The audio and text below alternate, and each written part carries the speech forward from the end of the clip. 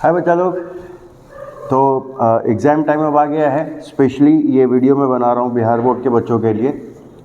इस वीडियो के थ्रू हम लोग डिस्कस करेंगे कि फिज़िक्स के सिलेबस में इम्पॉर्टेंट टॉपिक्स क्या हैं जिनको हम लास्ट मोमेंट में ज़्यादा ध्यान दें। ऐसे तो मेरे लिए सभी टॉपिक्स इम्पॉर्टेंट हैं as a teacher, but exam में फ्रिक्वेंटली आस्क्ड चीज़ें क्या हैं वो हम लोग इसके थ्रू बात करेंगे। तो सबसे पहले चैप्टर 1 की बात करें तो उसमें स्टूडेंट्स चाहें तो नोट डाउन कर ले साथ में, है ना।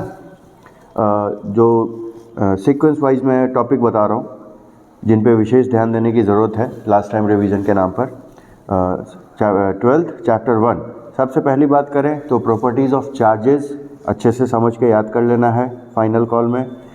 देन कूलम्स लॉ का स्टेटमेंट, कूलम्स लॉ का वेक्टर फॉर्म, और इसके ऊपर स्पेसिफिकली कभी कभी पूछा गया है एक न्यूमेरिकल इक्विलिब्रियम के कंसेप्ट के बेसिस पर कि तीन चार्जेस का सिस्टम है, उसमें तीनों चार्जेस आपस में इक्विलिब्रियम में है ना। तो वैसा एक न्यूमेरिकल। देन नेक्स्ट बात करें तो डाइलेक्ट्रिक कांस्टेंट पढ़ा होगा या रिलेटिव इलेक्ट्रिक परमिटिविटी पढ़ी होगी, उसके बारे में पूछा गया है। डाइलेक्ट्रिक स्ट्रेंथ ये स्पेसिफिकली आएगा चैप्टर 2 में जब हम कैपेसिटर में डाइलेक्ट्रिक इंट्रोड्यूस करते हैं, है ना। उसके बाद हम बात करें तो नेक्स्ट लिमिटेशंस कूलम्स लॉ के कि कूलम्स लॉ किस किस स्थिति में एप्लीकेबल है और कहाँ पे एप्लीकेबल नहीं है। फिर हम बात करें तो डाइपोल मोमेंट जो है वो कई बार पूछा गया है कि डिफाइन डाइपोल मोमेंट, तो हमको इसका डेफिनेशन बताना है, इसका सिंबल बताना है, इसकी यूनिट बतानी है, इसका फार्मूला बताना है। फिर properties of electric field lines को बताना है। स्पेशली इसमें कई बार पूछा जाता है अलग से कि दो फील्ड लाइंस आपस में इंटरसेक्ट क्यों नहीं करती, है ना। तो प्रॉपर्टीज़ ऑफ फील्ड लाइंस को अच्छे से पढ़ना है, उसमें इंटरसेक्शन वाला पॉइंट स्पेशली फिगर के साथ एक्सप्लेन करने की ज़रूरत पड़ती है उसमें। And then electric field dipole का ये सबसे बड़ा डेरिवेशन है इस चैप्टर में, ये भी कभी कभी लॉन्ग क्वेश्चन में पूछा गया है। तो इसमें एक्सियल और इक्वेटोरियल दोनों पढ़ने की ज़रूरत है विद डायग्राम, और साथ में इन दोनों का आपस में रिलेशन याद रखना है कि ये एक दूसरे के दो गुने होते हैं, ठीक है।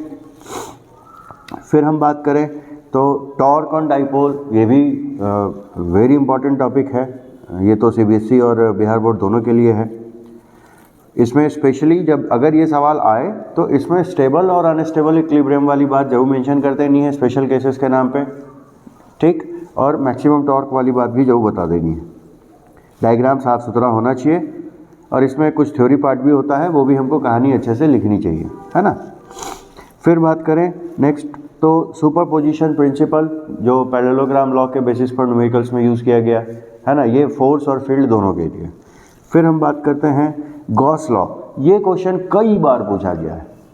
क्या पूछा गया है इसमें, तो इसका स्टेटमेंट, इसका प्रूफ, ठीक है। इलेक्ट्रिक फ्लक्स के बारे में कभी कभी डिफाइन करने दिया गया है 1-2 नंबर में। देन फिर गॉस लॉ के जो 3 एप्लीकेशन थे उनमें से किसी एक को पूछा गया है ना। तो तीनों एप्लीकेशंस बहुत अच्छे से याद रखना है, और जब हम स्फेयर वाला एप्लीकेशन पढ़ेंगे तो उसी के बेसिस पर इलेक्ट्रोस्टैटिक शील्डिंग भी पूछी गई कि इलेक्ट्रोस्टैटिक शील्डिंग क्या होती है ना। तो ये सारे पॉइंट्स हैं चैप्टर 1 के लिए, है ना। तो इनको अच्छे से पढ़ना है लास्ट टाइम में। एंड नेक्स्ट अब चैप्टर 2 के लिए हम लोग बात करेंगे, 3 के लिए बात करेंगे एंड फर्दर और बाकी चैप्टर्स के लिए बात करेंगे।